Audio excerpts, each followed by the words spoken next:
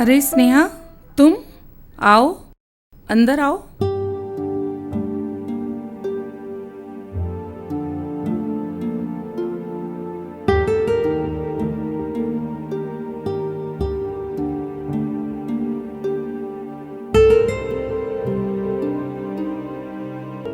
अरे स्नेहा, तुम इतने टाइम तक कहाँ थी? और विजय से भी कई बार पूछा और उसने कोई जवाब नहीं दिया। आंटी, विजय कहाँ है? विजय जरूरी काम से बाहर गया है, अभी आता ही होगा। तुम बैठो, मैं तुम्हारे लिए कुछ लेकर आती हूँ। नहीं नहीं आंटी, रहने दीजिए। थैंक्स। मैडम, गाड़ी तैयार है।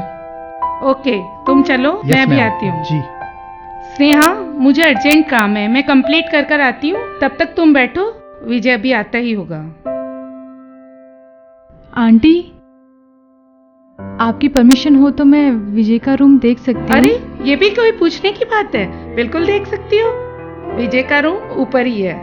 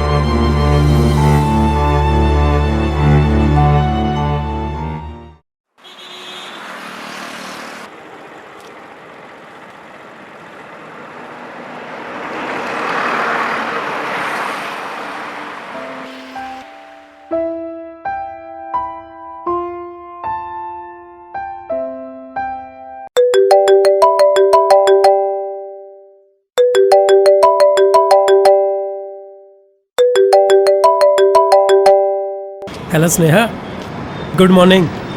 Good morning Vijay. कैसी हो? I am fine. अच्छा, मैंने तुम्हें ये बताने के लिए कॉल किया है कि आज मैं एक बहुत बड़ी कंपनी में इंटरव्यू के लिए जा रहा हूँ और जैसे ही मुझे जॉब मिल जाएगी मैं तुम्हें किसी अच्छे से रेस्टोरेंट में ट्रीट दूंगा।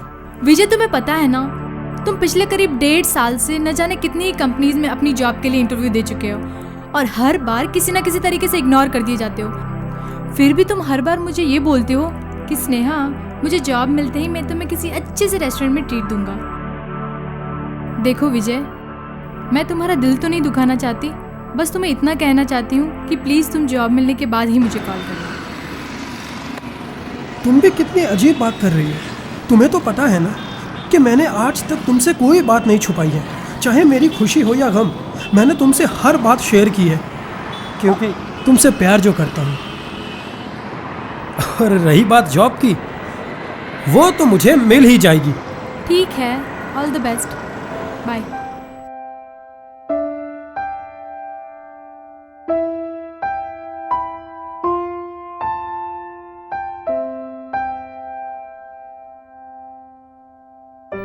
Mister Vijay, yes. अब आप अंदर जा सकते हैं। Thank you ma'am. Most welcome.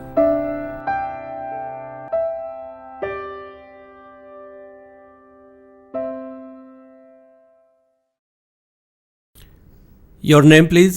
Sir, myself Vijay and I am mechanical engineer. Okay, तो पहले ये बताइए मिस्टर विजय कि आपको कितने इयर्स का एक्सपीरियंस है? सर, मेरी इंजीनियरिंग की पढ़ाई कंप्लीट हुए कुछ ही महीने हुए हैं, बस किसी अच्छी सी कंपनी में जॉब की तलाश में हूँ। तो फिर आप यहाँ से जा सकते हैं क्योंकि हमें इंजीनियर्स की रिक्वायरमेंट के साथ उनका मिनिमम 2 इयर्स का एक्सपीरियंस भी चाहिए। मैं जानता हूं सर। सर आप मेरे डॉक्यूमेंट्स देखिए, मेरा इंटरव्यू लीजिए, आप खुद जान जाएंगे सर कि मैं इस जॉब के लिए कितना काबिल हूं। किसी भी रेस के शुरू होने से पहले उसमें हिस्सा लेने वाला हर पार्टिसिपेंट अपने आप को विनर ही समझता है मिस्टर विजय, और ये जरूरी भी है, वरना वो रेस में हिस्सा कैसे लेगा। लेकिन असली विनर का पता तो तब चलता है जब रेस फिनिश होती है। कौन कितना काबिल है ये बताने की तुम्हें जरूरत नहीं, इसका फैसला हम करेंगे। मैं जानता हूं सर, और अच्छी तरह से जानता हूं, लेकिन आपको नहीं पता सर कि मैंने पिछले 15 महीनों में कई कंपनीज में इंटरव्यू दिए, लेकिन हर बार मुझे किसी न किसी बहाने से इग्नोर कर दिया जाता है। आप तो इतनी बड़ी कंपनी के मैनेजर हैं सर, आप तो मेरी बात समझ ही सकते हैं। आखिर कोई माँ के पेट से सीखकर तो नहीं आता है ना, और जब तक कोई कंपनी मुझे मौका नहीं देगी, जॉब नहीं देगी, मैं अपनी काबिलियत को कैसे साबित कर पाऊंगा सर?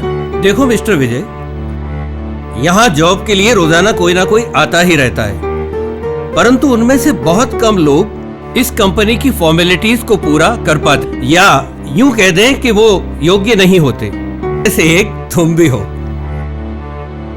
और उनमें से जिनका सिलेक्शन होता है वो भी बिना किसी फॉर्मेलिटीज, वो बहुत ही लक्की होते हैं। और तुम भी उनकी तरह लक्की बनना चाहते हो, आई मीन जॉब पाना चाहते हो, तो मैं तुम्हें 2 दिन का समय दे सकता हूं। इस 2 दिन में 5 लाख का इंतजाम करना होगा। 5 लाख? प्लीज सर, आप मेरी मजबूरी को समझने की कोशिश तो कीजिए।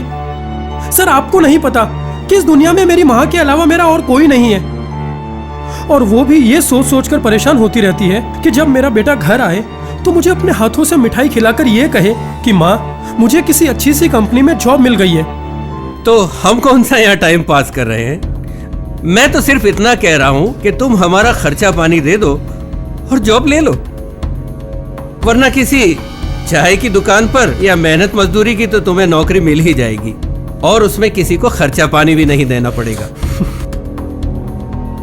सही कहा सर आपने, बिल्कुल सही कहा, क्योंकि तुम जैसे लालची कुत्तों की गुलामी करने से तो अच्छा है कि मैं कहीं मेहनत मजदूरी करके 2 वक्त की रोटी कमाकर खाऊं। कम से कम मुझ में इंसानियत तो जिंदा रहेगी। छोड़ो छोड़ो मेरा कॉलर। सिक्योरिटी सिक्योरिटी, ले जाओ इसे यहां से। अरे नहीं चाहिए तुम्हारी कंपनी में नौकरी जहां तुझ जैसे भिखारी बैठे हो। जेब में फूटी कौड़ी नहीं, छोड़ो, आ जाते हैं छोड़ो मुझे। पाने को।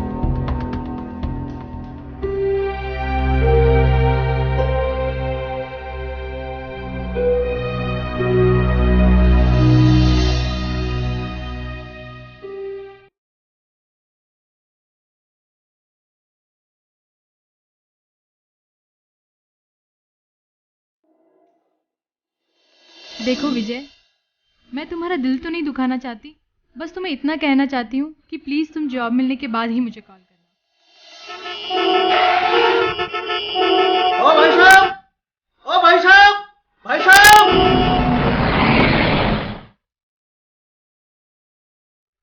ओ भाई साहब, ओ भाई साहब, ओ भाई साहब, क्या सुनाई नहीं दे रहा है?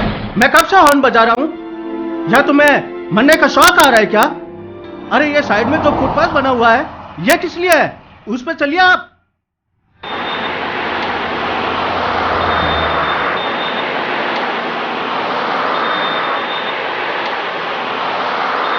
पता नहीं कहां कहां से आ जाते हैं लोग।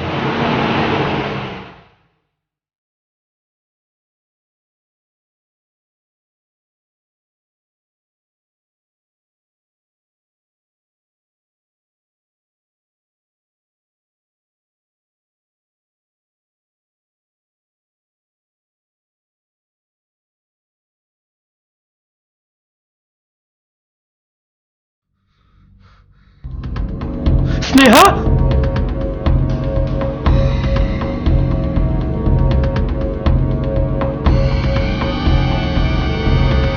स्नेहा,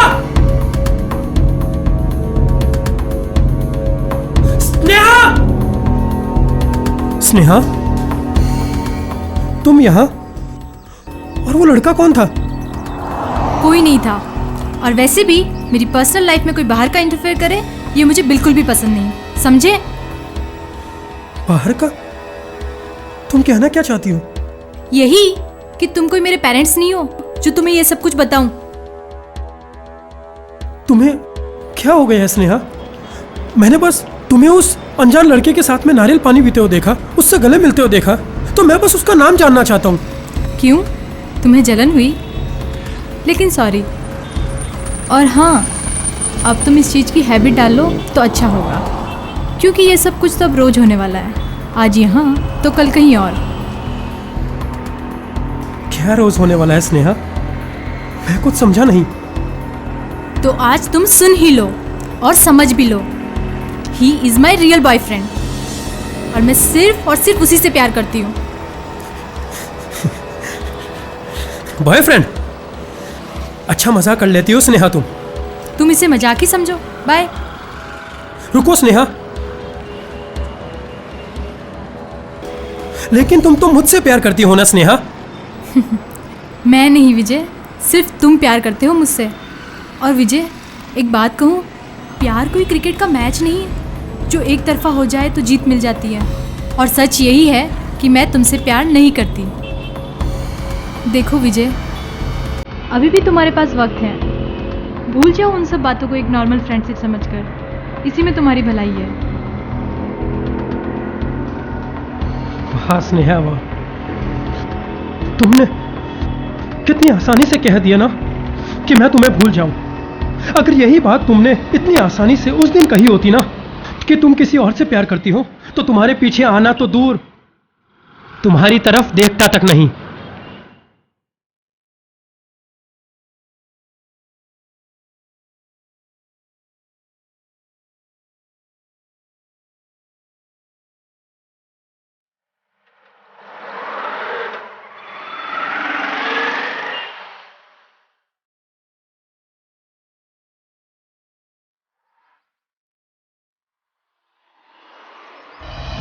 कि प्लीज़ तुम जॉब मिलने के बाद ही मुझे कॉल करना।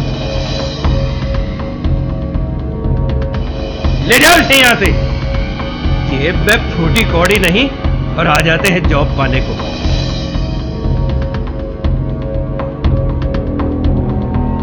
और सच ही है कि मैं तुमसे प्यार नहीं करती।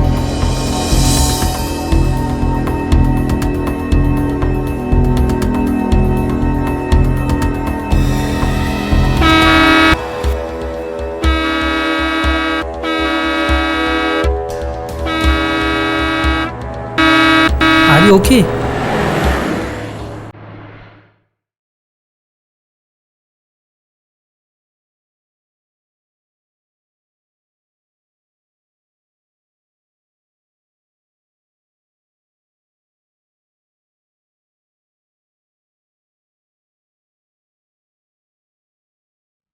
और किसी तरह वहां खड़े लोगों ने मुझे एक्सीडेंट से तो बचा लिया, लेकिन स्नेहा ने जो मेरे दिल को चोट पहुंचाई, उससे मैं पूरी तरह टूट चुका था। अगर मुझे आखिरी उम्मीद किसी और से थी, तो वो मेरे बचपन के दोस्त सिर्फ आदित्य से थी, सिर्फ आदित्य से।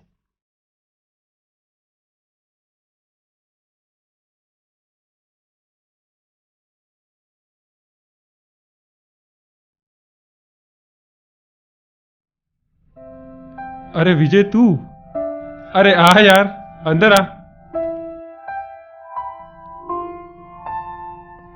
बैठ।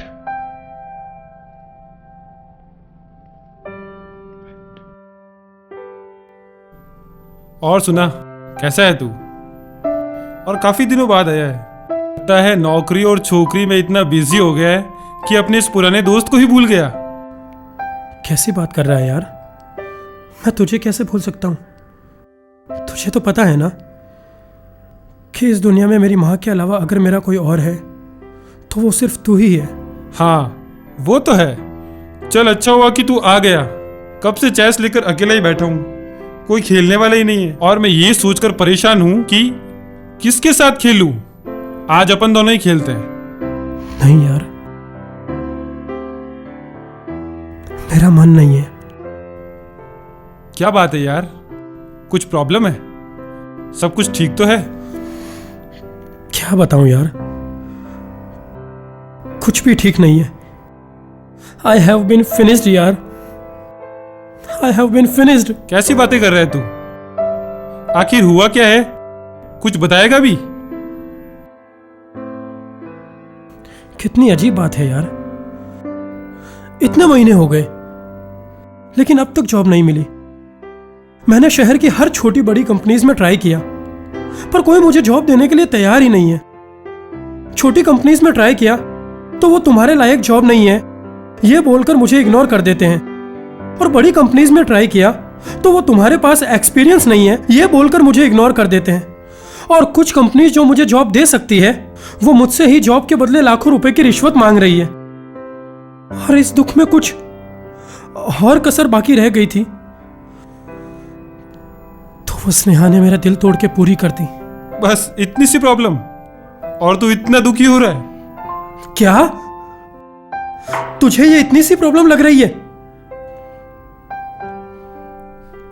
कहीं ना कहीं लोग सही कहते हैं यार कि इस दुनिया में किसी के आगे अपना दुख रोने से तो अच्छा है कि खुद ही अपने दुख के साथ जी लो, क्योंकि लोग आपके दुख को समझने के बजाय आपका मजाक ही उड़ाएंगे। कोई आपके सामने तो कोई आपके पीछे। यहां आने से तो अच्छा मैंने सुसाइड ही कर लिया होता। यार आजकल यूथ की सबसे कॉमन प्रॉब्लम क्या है पता है? कि वो बहुत जल्दी डिप्रेशन और टेंशन में आ जाते हैं। स्कूल और कॉलेज में कम मार्क्स आए तो डिप्रेशन, जॉब नहीं मिल रही तो डिप्रेशन, लव में अगर लड़की ने या लड़की ने चीट कर दिया तो डिप्रेशन, और इन सब का सॉल्यूशन भी वो खुद ही करते हैं। पता है कैसे? नहीं पता। सुसाइड करके। उनको भी तेरी तरह यही लगता है कि सुसाइड कर लो तो ना रहेंगे हम और ना रहेंगे हमारी प्रॉब्लम्स, लेकिन वो एक बार भी यही नहीं सोचते कि उनकी सुसाइड कर लेने के बाद उनके पेरेंट्स का क्या होता होगा, उनके क्या हाल होते होंगे जिन्होंने उंगली पकड़कर तुम्हें चलना सिखाया, बोलना सिखाया और दुनिया भर की तमाम खुशियां तुम्हारी झोली में डालने की कोशिश की, और आखिर में उन्हें मिलता क्या है? उनकी डेड बॉडी। तो अब तू ही बता दे मेरे भाई, तेरे पास कोई रास्ता है तो? तुझे पता है भगवान ने इंसान को सबसे बेशकीमती चीज क्या दी है जिसे हर कोई इंसान आसानी से नहीं पहचान सकता? नहीं पता। काबिलियत। क्योंकि काबिलियत ही वो बेशकीमती कस्तूरी है जो हर इंसान के भीतर छुपी होती है, और जब इंसान को इसकी खुशबू आने लगती है तो वो हिरन की तरह पूरे जंगल में इधर उधर भागता फिरता है, मगर उसे ये नहीं पता कि वो खुशबू कहीं और से नहीं बल्कि उसी के अंदर से आ रही है। इसलिए हिरन की तरह इधर उधर भागना बंद कर मेरे भाई, और अपने अंदर छुपी हुई काबिलियत को पहचान। तू कहना क्या चाहता है?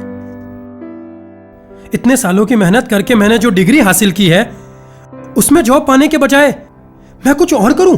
बिल्कुल नहीं, लेकिन यह भी मत भूल कि तू एक अच्छा टीचर भी है। इसका मतलब तू अच्छा टीचर भी बन सकता है, साथ ही इसे अपना बिजनेस भी तो बना सकता है। नहीं यार, बिजनेस तुम जैसे पैसे वालों के बस की बात है। बिजनेस के लिए पैसा चाहिए, और मैं इतना ज्यादा खुश नसीब नहीं जिसकी किस्मत में बिजनेस करना लिखा हो। किस्मत तो हमेशा बहादुरों का साथ देती आई है विजय। इसलिए लाइफ में बनना है तो शतरंज के इस वजीर की तरह बन, जो शतरंज की चाल में कब, कहां और किस तरफ चल जाए ये कोई नहीं जानता। समझ गया मेरे दोस्त कि मेरी काबिलियत क्या है। मेरी काबिलियत यह है कि मैं एक अच्छा टीचर बन सकता हूं। एक अच्छा टीचर ही क्यों, एक अच्छा स्कूल भी खोल सकता हूं जहां पर रिच से रिच फैमिली के बच्चों से लेकर गरीब और रिक्शा वाले के बच्चे भी अच्छी से अच्छी एजुकेशन पा सकते हैं। ये हुई ना बात मेरे यार, क्या कमाल का आइडिया है। और तुझे स्कूल खोलने में जितने भी पैसे की जरूरत होगी वो डैड से कहकर मैं तुझे दिलवाऊंगा। थैंक्स आदित्य, मुझे सही रास्ता दिखाने के लिए, वरना पता नहीं यार आज मैं क्या कर बैठता। थैंक्स किस बात का यार, मैंने तो अपनी दोस्ती का फर्ज अदा किया है।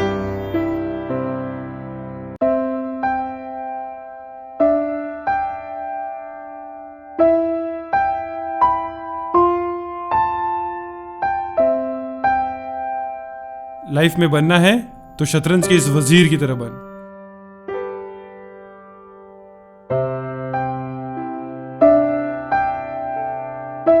और 3 साल बाद मेरी जिंदगी का सबसे खुशनसीब पल, जिसकी मैंने अपनी पूरी जिंदगी में कभी कल्पना भी नहीं की थी। वो कहते हैं ना, स्ट्रगल तो हर इंसान की लाइफ में होता है। जो इससे हार गया वो लूजर, और जो इससे जीत गया वो विनर।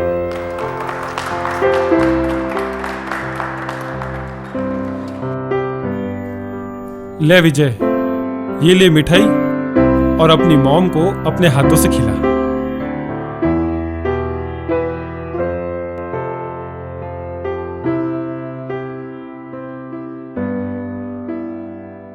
माँ, मैंने तुझसे कहा था ना कि जब मुझे जॉब मिल जाएगी तो मैं अपने हाथों से तुझे मिठाई खिलाऊंगा। मुझे अफसोस तो बहुत है कि मुझे जॉब नहीं मिली, पर हाँ, मैंने ये स्कूल जरूर खोल दिया। बेटा, ये कैसी बातें कर रहे हो? और अफसोस किस बात का? मैं तो बहुत खुश हूँ कि तूने मुझसे सिर्फ अपनी एक की नौकरी करने का वादा किया था, बल्कि ये स्कूल खोलकर तूने अपनी ही नहीं और कई लोगों की नौकरी पक्की कर दी है। भला एक माँ को इससे ज्यादा और क्या चाहिए बेटा? ले आदित्य, तू भी मेरे हाथ से मिठाई खा। थैंक्स यार। नहीं यार, थैंक्स तो मुझे कहना चाहिए, क्योंकि तूने मेरी बहुत सारी प्रॉब्लम सॉल्व करके मुझे एक नई जिंदगी जीना सिखाया है। जीना ही नहीं, बल्कि तूने ये भी साबित कर दिया कि इंसान की जिंदगी में चाहे कितनी ही निराशा, उदासी क्यों ना आ जाए, उसे कभी भी हार नहीं माननी चाहिए। हार मानने से, रोने से या सुसाइड करने से प्रॉब्लम्स का सॉल्यूशन नहीं होता है। प्रॉब्लम्स का सॉल्यूशन होता है उन प्रॉब्लम्स को मजबूत इरादों के साथ फेस करने से। और इंसान चाहे लाख कोशिश क्यों ना कर ले, जब तक ऊपर वाले की मर्जी ना हो, उसकी जिंदगी का कभी अंत नहीं होता। स्नेहा, तुम्हारी हिम्मत कैसे हुई मेरे रूम में आने की? जी? और तुम्हें इतना भी नहीं पता कि किसी की पर्सनल चीजों को बिना परमिशन के हाथ नहीं लगाते? विजय, विजय मेरी बात सुनो। विजय प्लीज मेरी बात सुनो। विजय प्लीज मेरी बात सुनो। विजय मेरी बात सुनो। विजय प्लीज मेरी बात सुनो। विजय, विजय मेरा हाथ छोड़ो, मैं तुमसे माफी मांगने के लिए आई हूँ। विजय रुको, रुको विजय, प्लीज मेरी बात सुनो। विजय, कोई जरूरत नहीं है अब तुम्हारी मुझे।